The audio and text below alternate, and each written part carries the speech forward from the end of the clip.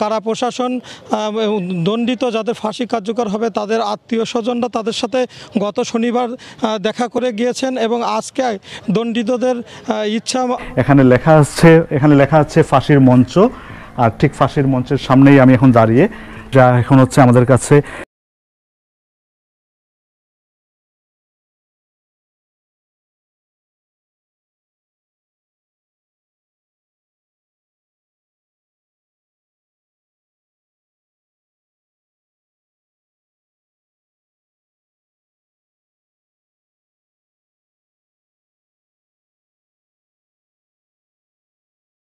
ঈদ হলে আর কি করবো বাজান, ঈদ তো আমার কোনো কিছু নাই, আর আমার ঈদও নাই। আমার ঈদ যদি থাকতো তাহলে আমার 4টে সন্তান আমি আজকে আইনের হাতে দিতাম না। অন্যায় করেছে, অন্যায় যাচাই বাছাই করে আমি বাবা শাস্তি দিবি না দিবি আইনের করে।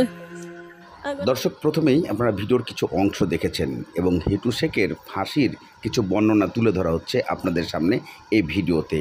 এখানে হিটু শেখের মা তার নিজের সন্তানের ফাঁসির জন্য উনি প্রথমে আবেদন করেছিলেন যদি অপরাধ করে থাকে তাহলে তাদের ফাঁসি হবে। আবার সেই হিটু শেখের মা যন্ত্রণা কাতরিয়ে বেড়াচ্ছে, পাগল হয়ে গেছেন সন্তানের জন্য। আবার বলছে আমার সন্তান বর্তমান যে নিরুপায়, তাই তাকে এই আসামি সাজানো হচ্ছে, কারণ আমার ছেলে নির্দোষ ছিল, সে কখনো অপরাধ করে নাই, হামিদা করছে, এমন বক্তব্য বিভিন্ন সময় তুলে ধরেন। তবে এই তুলে ধরা বক্তব্যগুলোর মাঝেই হামিদা করে চিৎকার করেন, কারণ তার ছেলের বউ এই মূল কাহিনীগুলা জানে, কিন্তু কেউ শুনেনি তার ডাক। সন্তানের কারণে আজকে তার এই দশা, প্রচণ্ড খারাপ একটা পরিস্থিতি। আমরা একটু জানতে চাই কি অবস্থা আপনার? আমার অবস্থা ভালো না বাবা। শরীর কেমন? শরীরটা বেশি ভালো না, আমি আজকে 100 টাকার ওষুধ নিয়ে আসি। কি অসুখ হচ্ছে আপনার? আমার ঘাড় প্রেশার, মানে হাই প্রেশার ঘাড় দিয়ে মাথা দিয়ে টাইনে ধরে। আচ্ছা, তা আমার দৈনিক 100 টাকার ওষুধ লাগে, দৈনিক সন্ধ্যা লাগলে। দৈনিক 100 টাকার ওষুধ লাগে? জি, এই রাত্রি আইনে খাই, আর সকাল আর দুপুরে আবার বিকালে আবার রাত্রি। আর কয়েকদিন পরে তো ঈদ। ঈদ হলে আর কি করবো বাজান, ঈদ তো আমার কোনো কিছু নাই, আর আমার ঈদও নাই। আমার ঈদ যদি থাকতো তাহলে আমার 4টে সন্তান আমি আজকে আইনের হাতে দিতাম না। অন্যায় করেছে, অন্যায় যাচাই বাছাই করে আমি বাবা শাস্তি দিবি না দিবি আইনের করে।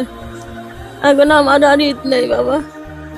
এখন আমি এই যে দাঁড়িয়ে বেড়াচ্ছি আর খালি কান্দে বেড়াচ্ছি। আজকে আমার দাদি বলে কেউ ডাকে না, মা বলে কেউ ডাকে না, 4টে সন্তান আমি দিয়ে আজকে আমি দাঁড়িয়ে ভিক্ষা করে বেড়াচ্ছি।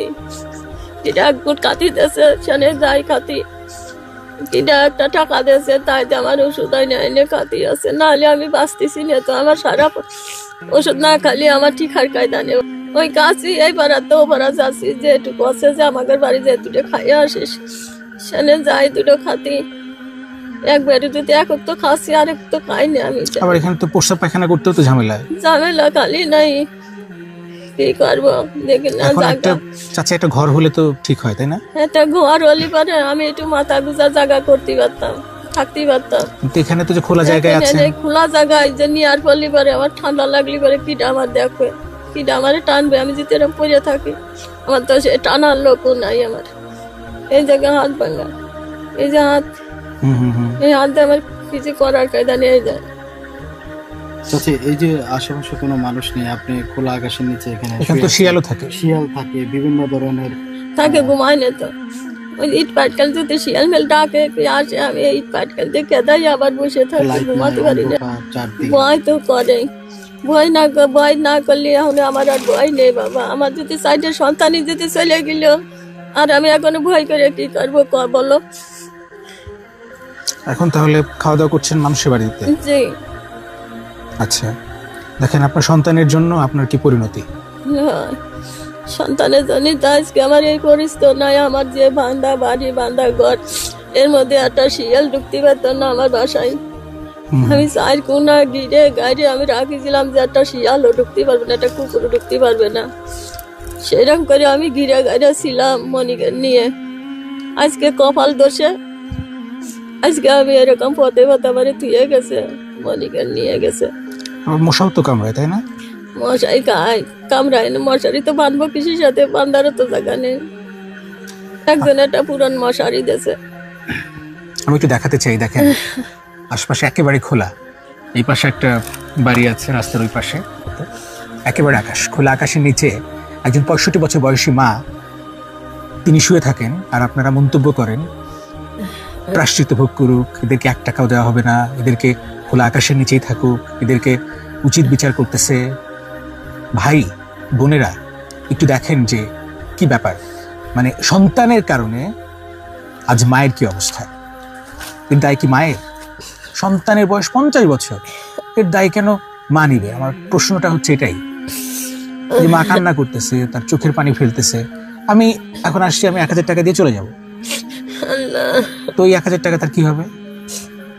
10 দিন চলবে, 5 দিন চলবে, তারপর তার একটা ঘর দরকার। এখন ঘর যে কেউ করে দিবে, তারপর যদি কেউ ভেঙে দেয়, তারপর যদি কেউ পোড়ায় দেয়, এই দায়িত্বটা কে নিবে? প্রশাসনের কোনো ব্যবস্থা নাই, নির্বিকার সবাই।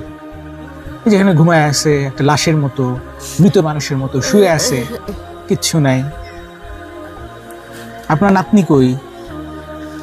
শ্বশুর বাড়ি বাচ্চা তো বাচ্চা আছে একটা, সে বাচ্চা কান্না করে আর কয় কি, ও মা আমার নানা কোথায়, আমার মামা কোথায়, আমার সজীব মামা, আমার রাতুল মামা কোথায়, ও মা আমার সজীব মামা যে আমার পাশার কাপড় উঠে আমার মামা আমার দেখাইতো, আমার মামা তো আমার দেখাইতো, আমার সজীব মামা আমার সাথে ইয়াকে মারতো, মা আমার ওর দাদির গায়ে বুড়ে।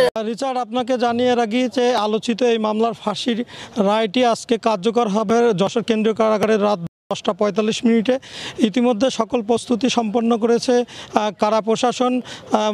দণ্ডিত যাদের ফাঁসি কার্যকর হবে তাদের আত্মীয় স্বজনরা তাদের সাথে গত শনিবার দেখা করে গিয়েছেন এবং আজকে দণ্ডিতদের শেষ ইচ্ছা অনুযায়ী তাদেরকে খাবার খাওয়ানো হয়েছে এবং এই ফাঁসি কার্যকরকরণের জন্য যে জল্লাদ, 4 জন জল্লাদকে প্রশিক্ষণ দেওয়া হয়েছিল, তাদের ভিতর থেকে যে কোনো একজন আজকে রাতে এই ফাঁসি 2টি কার্যকর করবে। এখন পর্যন্ত কিন্তু কারা এলাকায় পর্যাপ্ত নিরাপত্তা ব্যবস্থা জোরদার করা হয়েছে, পুলিশের সদস্যরা রয়েছে, এর পাশাপাশি কারারক্ষীরা সতর্ক অবস্থানে রয়েছে। জেলা ম্যাজিস্ট্রেটের প্রতিনিধি, সিভিল সার্জনের প্রতিনিধি, পুলিশ প্রতিনিধি এরা রাত 9:30টার ভিতরেই জেলখানায় চলে আসবে এবং তাদের উপস্থিতিতেই এই ফাঁসি কার্যকর করা হবে। রিচার্ড, আপনাকে জানিয়ে রাখি যে 2 গৃহবধূকে ধর্ষণ ও হত্যার ঘটনায় যে দণ্ডিতদের ফাঁসি হচ্ছে তারা কিন্তু 2003 সালে 27 সেপ্টেম্বর হত্যার শিকার হন এবং পুলিশ তদন্তে বেরিয়ে আসে যে এই 2 গৃহবধূকে গণধর্ষণের পর হত্যা করা হয় এবং ধর্ষিত একজন কমলা বেগমের মেয়ে বাদী হয়ে মামলা করেন এবং সেই মামলায় 4 জন আসামি ছিলেন। 4 জনের ভিতরে বিচার চলাকালে মহিউদ্দিন নামে একজন মারা যান। পরবর্তীতে চুয়াডাঙ্গা নারী ও শিশু নির্যাতন দমন ট্রাইব্যুনাল 3 জনের মৃত্যুদণ্ড রায় দেন। এই 3 জনের দণ্ডপ্রাপ্ত পরবর্তীতে হাইকোর্টে সাজা বাতিলের জন্য আবেদন করেছিলেন। এই ভিডিও চিত্রগুলো তুলে ধরার মূল উদ্দেশ্য হচ্ছে যে ঘিটুর মা সবসময় তার ছেলেকে দেখছে ফাঁসির মঞ্চে, তার মৃত্যু হয়ে যাচ্ছে, কিন্তু তার কথা বলার কোনো মূল উদ্দেশ্য পাচ্ছেন না, তাই কথা বলতে দিচ্ছেন না। উনি শুধু পাগলের মতো ছুটে বেড়াচ্ছেন, পাগল হয়ে গেছেন এবং বরাবরই উনি হামিদাকে অপরাধী করছেন, কিন্তু কেউ শুনছে না এই ঘিটুর মায়ের কথাগুলা। আসলে কি ফাঁসি হয়ে গেলে এই ঘিটুর মা মারা যাবেন নাকি?